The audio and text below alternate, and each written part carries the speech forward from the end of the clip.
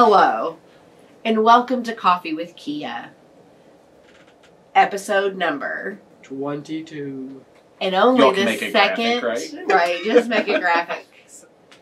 Just do a voiceover. 22. Yeah. And the second Coffee with KHEAA episode we have filmed in 2025. Is that right? It's true. Okay. But it's okay because it's only March 18th. It's So not bad. we Okay. really haven't, one a month, kind of ish. Yeah. But welcome. Thank you so much for not forgetting about us, because sometimes we forget about ourselves. That's right. We've missed you guys. We have missed you. I am your co-host, Cassie Benedict, Director of Outreach Services at KHEAA. And I'm Keith Ritchie, Assistant Director of Outreach here. And today we are going to talk, there's not a lot going on in the federal government. So we really had to reach to find some things to talk about. We are going to talk a little bit about the Department of Education and what's going on there. We're going to talk about FAFSA completion, some upcoming initiatives, and, we're going to talk about ourselves, because what better thing to talk about than ourselves? That's our favorite thing to talk about. Yeah, it's my favorite topic. It's my favorite topic, is me. Okay, so, but first I have to do that part, but I didn't do a good lead in. It's your signature. That's right. So we're going to talk about Department of Education, but first, a little coffee talk. I'm making this up on the fly, so there might be multiple coffee talks. Okay. All right, bring it on. All right. I have absolutely no earthly idea of what you're going to say. And also no earthy idea. That's right. Yeah. Which is good. I'm not an earthy kind of girl. Okay, so spring has sprung in Kentucky. I think the actual date is the 20th, Thursday, so saith SAC, which also so saith my 4-year-old. And then I put in the newsletter that he was wrong. And then all of these people texted me. They were like, no, Elliot's right. Spring does start March 20th. And I was like, oh, okay. Sorry, bud. Yep. Called my kid out, and I was wrong. But if you look at Facebook Meta Business Suite's planner thing. Facebook Meta Business Suite's planner thing. Yes. It will say that it's the 19th. And then it will also say that Easter is next Monday. Oh. Interesting. Okay. So spring is the 19th. Yeah. And Easter is Monday. And so saith our outreach calendar that we that we printed 6 months ago, says that April Fool's Day is April 2nd. So who is the fool? That's right. Maybe that's them trying to play a Prank trick. us. Right? Yeah. I don't trust it. I don't trust it. It's funny you mentioned that about the argument with your kid about spring. Yeah. I had the same argument with Addie recently. Really? Yeah, because we had a decent stretch of weather down through here, where it was 70 and sunny for a few days, and I was making the comment I'm so happy spring is here. Right. And she's like, Dad, it's still winter for another few weeks. So she was very adamant That that we until are it is still spring. in the winter That's right. months. So today still is winter, according to Addison Ritchie, Yeah. because it's not spring until Thursday. Yeah. And we're filming this. I think on her source Tuesday. was the groundhog, though. I mean, the groundhog was kind of right. We had a lot of snow in the last few weeks. It's true. That's true. But if you look outside in Kentucky today, spring hath sprung. So tell me, Keith, what's coming up in our lives is spring break in the next couple of weeks. Yep. Tell me, for Coffee Talk, what are your spring break plans? You have good ones. I do. I have weird ones, I would say. Agreed. Would you think anything different of me? No. So I'm taking I'm loading the family up into the car and going to the well-known spring break destination of Canada. So I think last year I went to Chicago and it was 35 degrees and sleeting out and stuff like that. So yeah, we're going to take a trip up to Niagara Falls and Toronto, and I'm really excited about it. Yes. The girls, my kids are very excited about the idea of going to a different country and seeing it, so. That's what I think is cool, is Yeah. that they're getting to leave the country at the ripe age of, 8 and 6. Well, the thing about, it seems like a crazy exotic thing to do, in their eyes, but from where I live in Cincinnati, I can be at the Canadian border in 4 hours. It's not straight up 75. Sooner into than you Detroit. can be in Western Kentucky. Yeah, we've talked about that. You can be in Canada. It is quicker for me to go to Ontario, Canada, than to go visit Nate Cox, our Far Western Kentucky outreach counselor, like in Paducah, for instance, which is crazy to me. Are there any Canadian outreach counselors that you need to visit while you're there? I don't know. I don't know. We'll have to see. So interesting. Yeah. So what about you all? Always keeping us on our toes. This Keith Ritchie. We're going to CASFA. That's right. Our spring break in my plans. neck of the woods. Right. Yeah. He's actually leaving Cincinnati, and I'm going to in the Cincinnati area. Actually, the city's not big enough for the both. It's not big enough. It's there's an ordinance that we can't both be there. At too the much same ego. Time. Way too much ego. So my husband is actually going to Atlanta right as spring break starts. And he's going to be there like Thursday, Friday, Saturday, Sunday, Monday. So he'll be in Atlanta. So me and the kids are kind of going to do, the first half is going to be like a staycation. And we're going to do the whole like, we'll spend the day at the museum, we'll spend the day at Chuck E. Cheese, that kind of stuff. And then when he gets home, we'll venture up to Cincinnati where I will attend CASFA. But we'll still be in the Cincinnati area. And CASFA is the Kentucky Association for School Financial Aid Administrators. Student financial aid. Student financial aid. I'm just on the board. It's fine.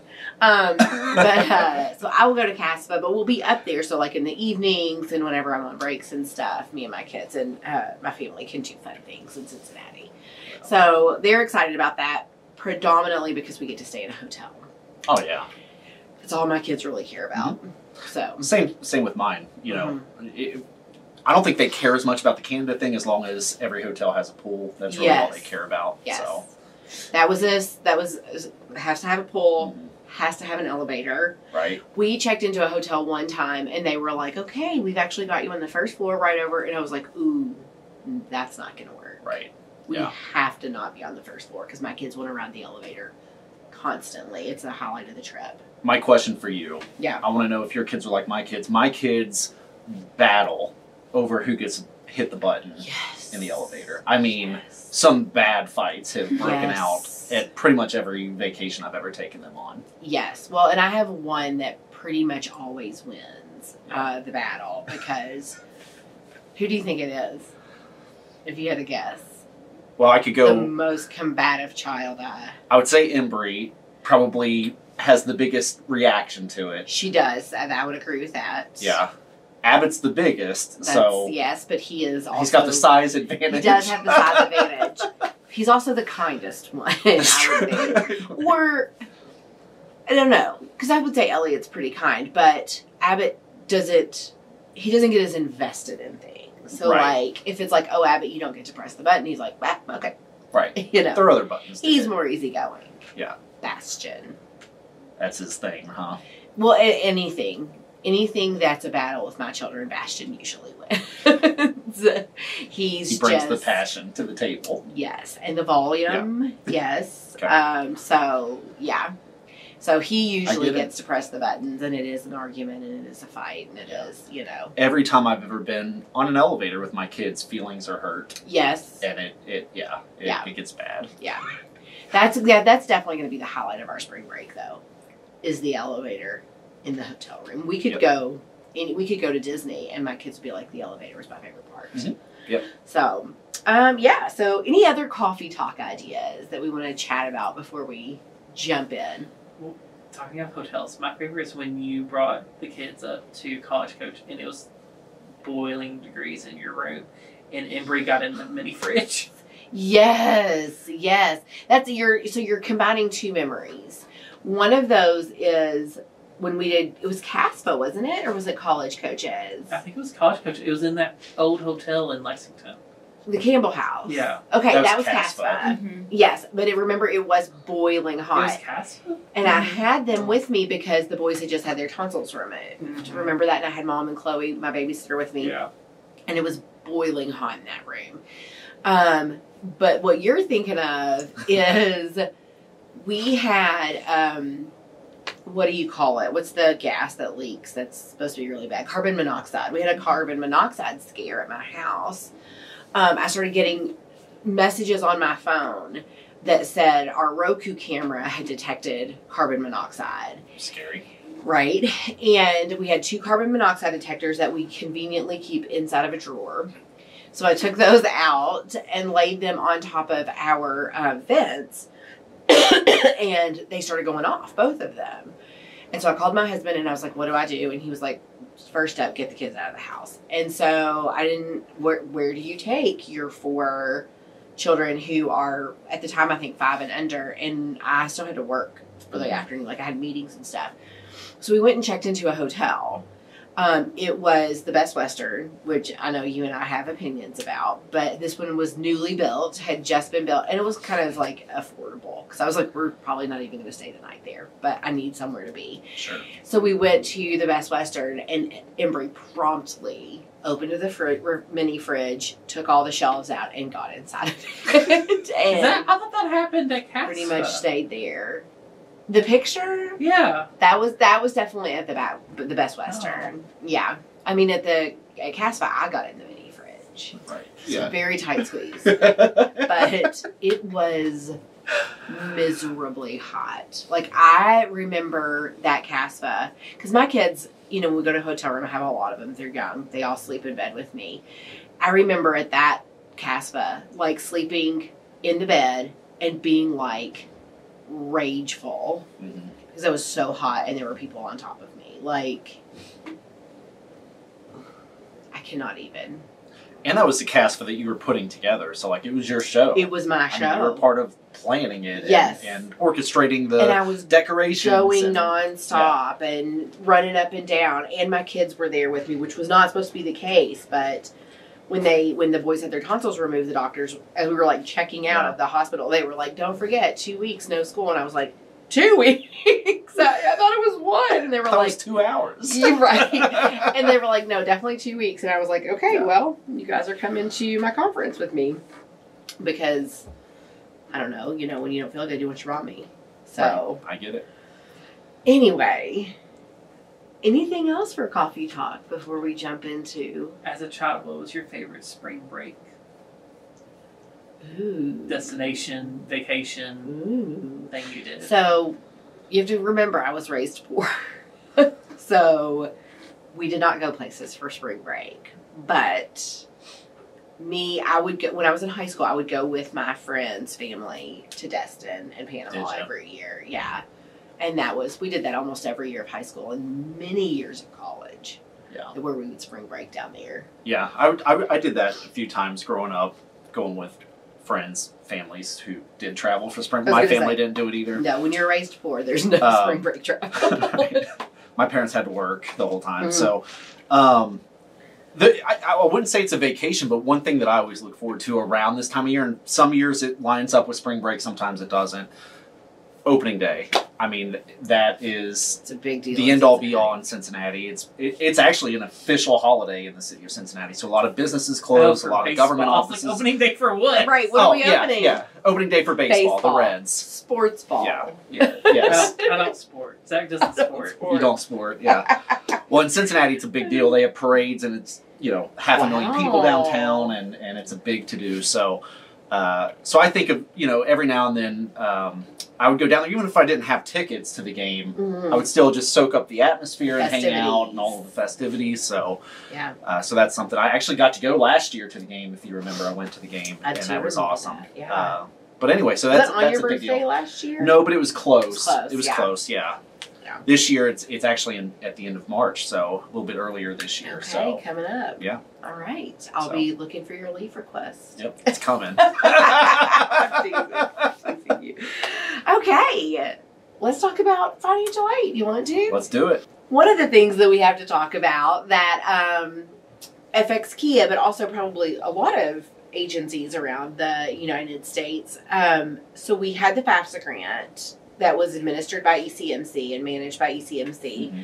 And we got, nearly $1 million back in May of last year, almost a year ago. We had the summer to spend it. We did all those fun things and lots of good initiatives and a 21% increase in FAFSA completion in Kentucky, if I may. Mm-hmm. They released right near Christmas break of 24 some information about a second round of FAFSA grant money. And so, of course, we were very much poised to, let's do this. And we can re-implement some of the things we implemented over the summer. We had some new ideas, and lots and lots of back and forth with, you know, it was the first time we had had a grant of that size under this administration, you know, at KHEAA, under this executive office. And so we went back and forth a whole lot with our internal people until we finally kind of landed on, okay, this is how much we're going to ask for. This is what we're going to do with it. We wrote the application. We submitted it. And it was a Monday morning when the federal grant pause came out. And what is really humorous about the whole thing is that Diana Barber, who's our chief financial, or no, she's our chief operating. Yeah, she's our chief operating officer, came into my office on a Tuesday morning, and she said, I have on good authority that we are going to get some news about our ECMC grant application. And I was like, okay.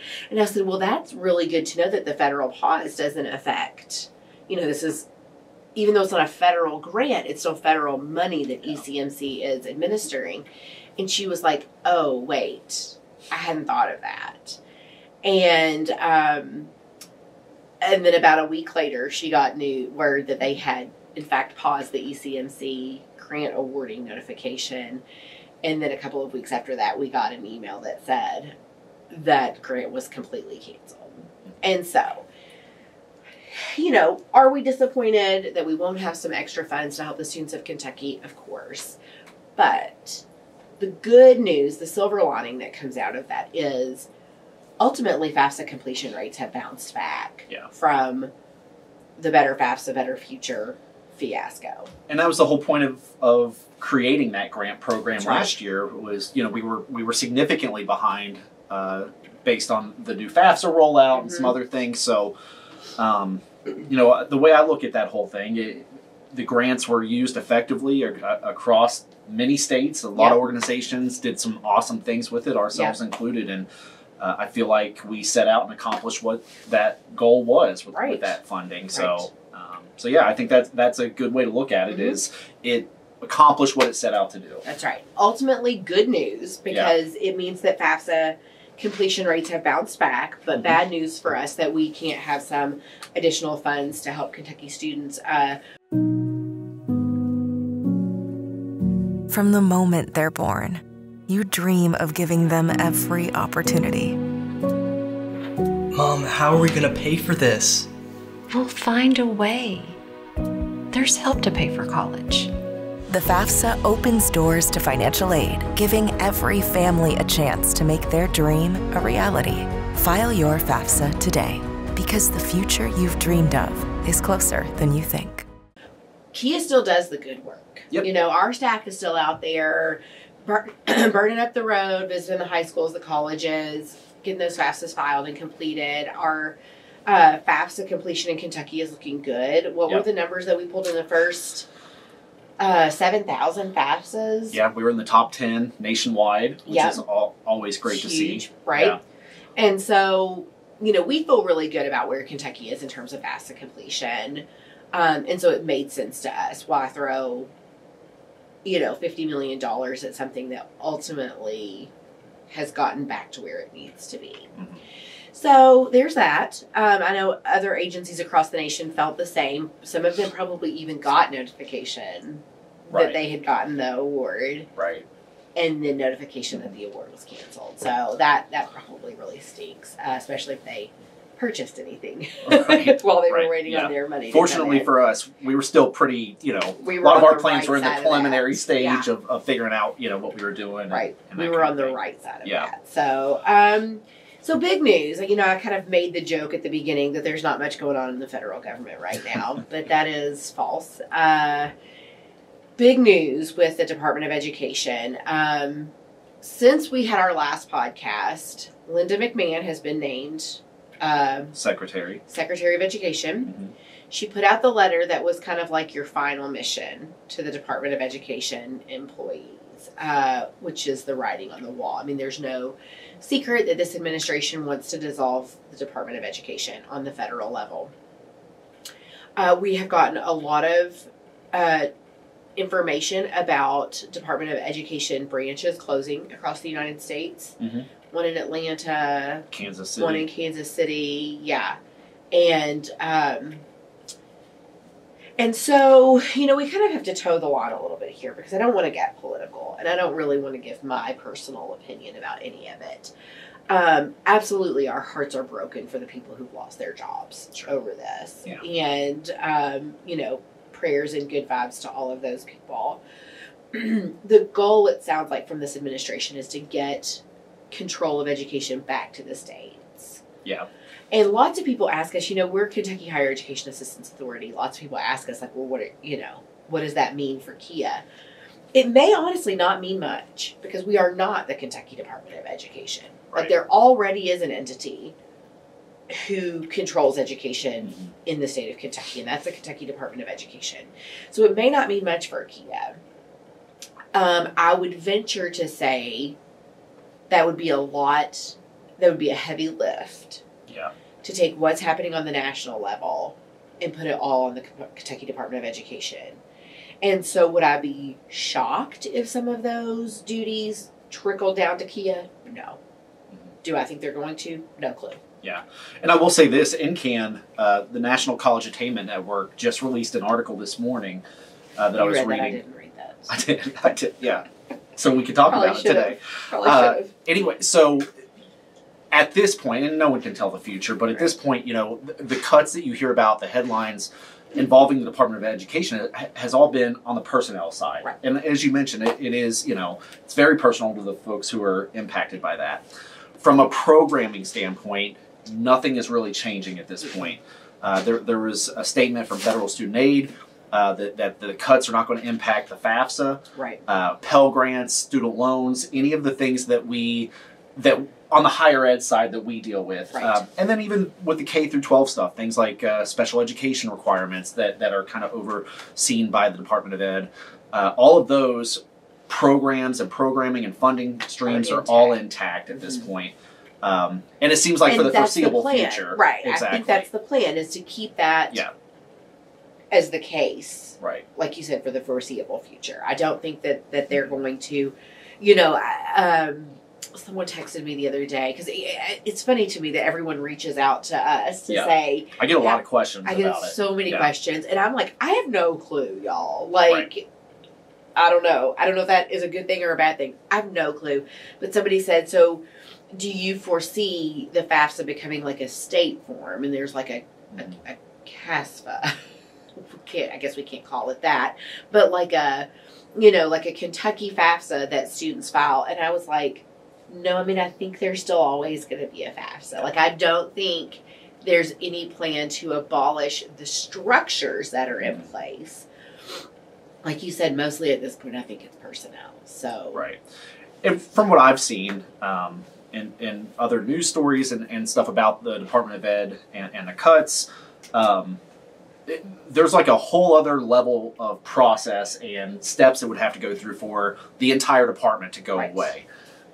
So is it a statutory department? My understanding is that they would have to get like 60 votes, right? This is what you in said, order to actually like no longer have a federal Department of Education. Right. So I think it's just a lot more hoops that would have to be jumped through before we start talking about 100% being on the states. You know, there could be like maybe some tweaks that are more on the state side, but not to say I can predict the future, but at this point in time, it just doesn't seem like it's going away per se, which a lot of people are asking me, is the Department of Ed going away? Is the FAFSA going away? No, none of that is happening at this point. Right. And again, today, every statement we're hearing from the Department of Ed is that it's not. Any of the programs, any of the grants, such as the Pell Grant, student loan programming, FAFSA, you name it, anything involving federal student aid, which is the side of Department of Ed that we deal with primarily. We work with, right. And K-12, like when people ask me about K-12, I'm like, I got nothing. Right. Like, that is not my department even kind of. I know nothing about the K-12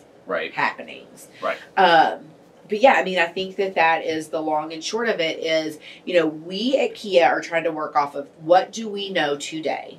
March 18th, we know the FAFSA is intact, Pell Grants, federal student loans, everything that is federally connected to financial aid is still intact, Mhm. is still functioning, despite personnel cuts.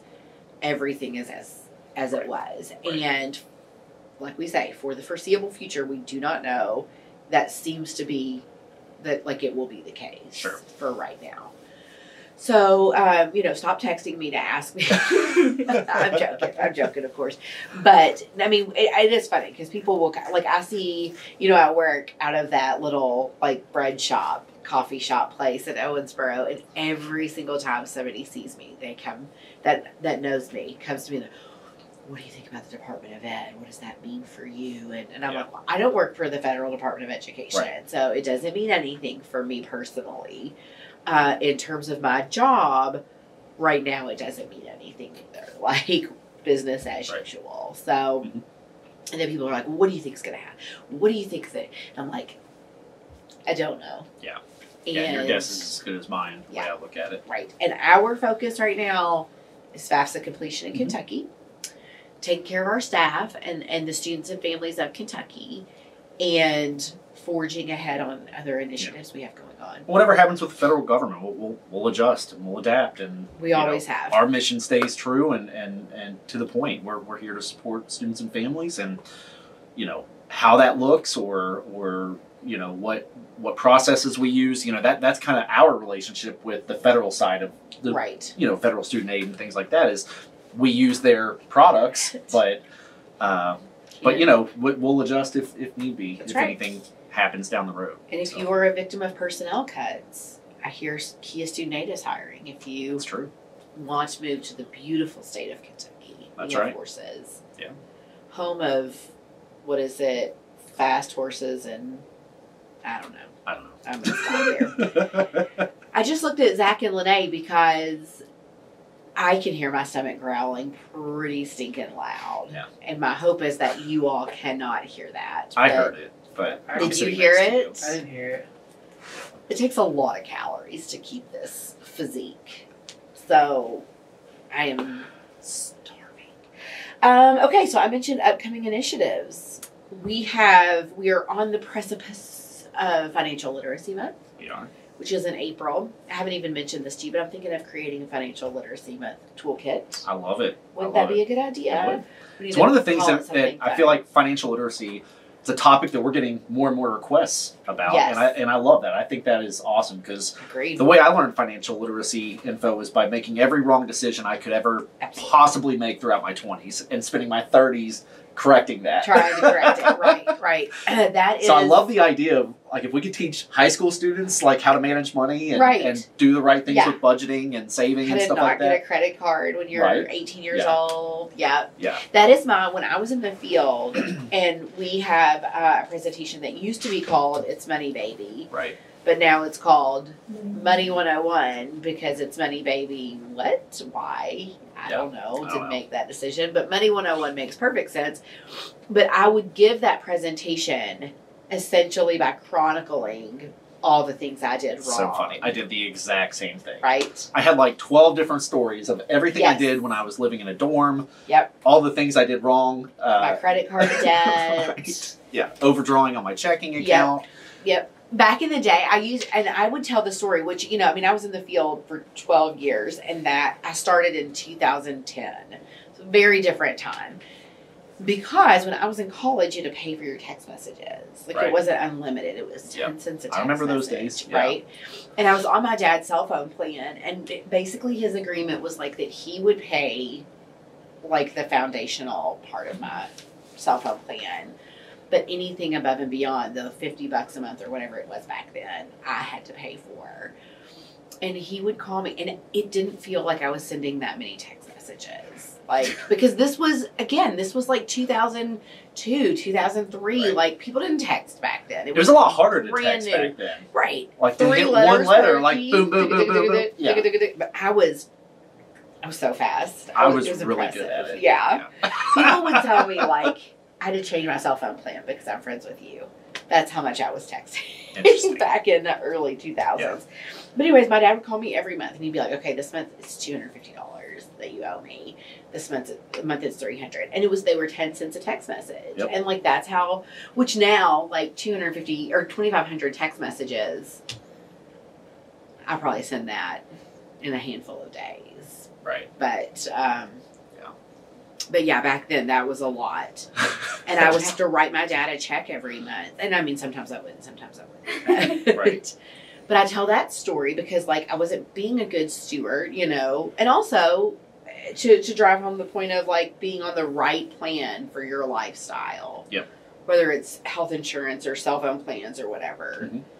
Just being educating students to become responsible consumers, right? Yeah. You know, Right. and we our Money 101 presentation, it touches on college. A lot of it's just life in general. Yep. But it also talks on, you know, things like how to be responsible with student loan borrowing and interest Absolutely. rates and things like that. And I think there's just a lot of really good things that come out of those presentations and activities that go with it. And Agreed. it seems to be more and more popular as time goes on.